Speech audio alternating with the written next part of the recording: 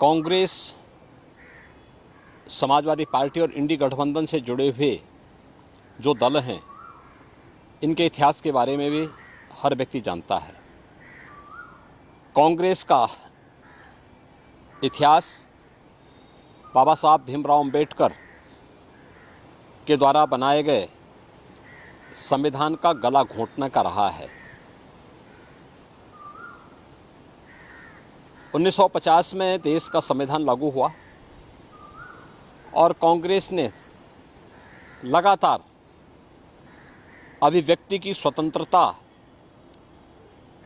को रौंदने का मामला रहा हो या उसके बाद भी लगातार ये प्रयास किए कि वह संविधान को अपने तरीके से इस्तेमाल करे। जनता का शासन जनता के लिए है, जन भावनाओं का सम्मान हो, ये कभी भी उसने प्रयास नहीं किया। और इमरजेंसी तो देश की जनता आज भी नहीं भूली है। ये भी देश के संविधान का गला घोंटने जैसा था। इसके साथ ही कांग्रेस ने यूपीए सरकार के समय जो पाप किया, तब समाजवादी पार्टी और बहुजन समाजवादी पार्टी भी उनके साथ सहयोगी थी। जब उसने अनुसूचित जाति, जनजाति और पिछड़ी जाति के हकों पर डकैती डालने के लिए, सेंधमारी करने के लिए उस समय जस्टिस रंगनाथ मिश्रा कमेटी और सच्चर कमेटी का गठन करके देश भर में संविधान विरोधी कार्य करते हुए धर्म के आधार पर आरक्षण देने का कुत्सित प्रयास किया था।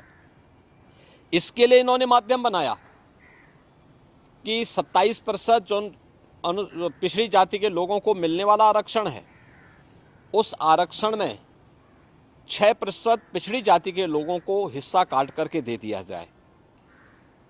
इसी प्रकार से सच्चर कमेटी की रिपोर्ट के माध्यम से प्रयास किया गया था कि अनुसूचित जाति और जनजाति में मुस्लिम समुदाय के भी कुछ जातियों को शामिल करके उनके हकों पर में सेंधमारी की जाए।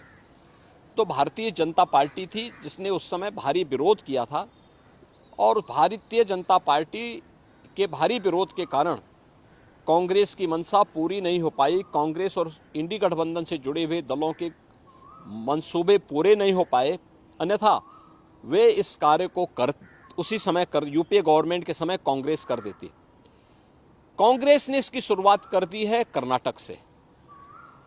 कर्नाटक में कांग्रेस ने पिछड़ी जाति के लोगों को मिलने वाले आरक्षण के लाभ में उसने सेंधमारी कर दी है। इलेक्शन कमीशन ने इसके लिए कांग्रेस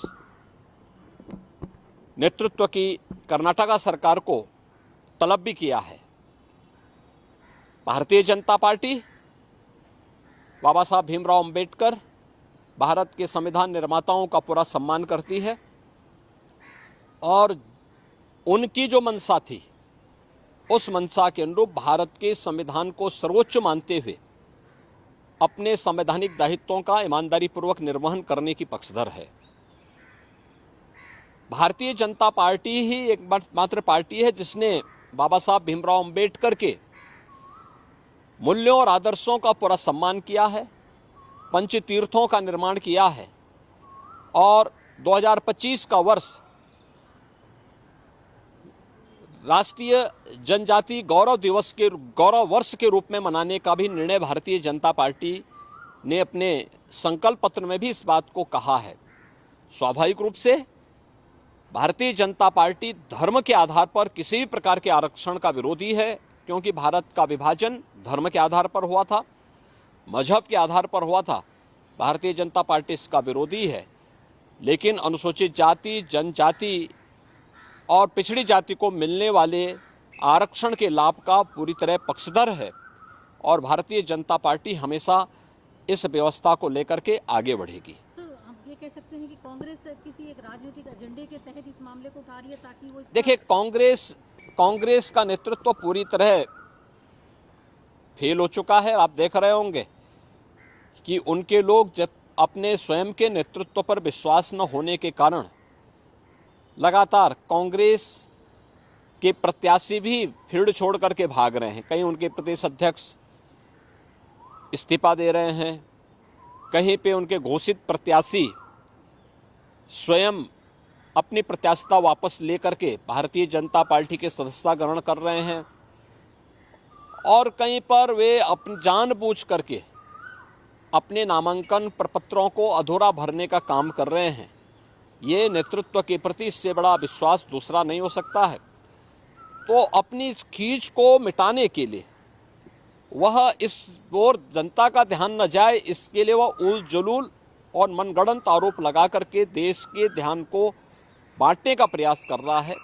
लेकिन ये देश जानता है, इस देश की जनता जनार्दन जानती है, कांग्रेस, समाजवादी पार्टी और इंडी गठबंधन के नेताओं की वास्तविकता को जानती है, और उनके मंसूबों को कभी भी देश की जनता जनार्दन पूरा नहीं होने देगी।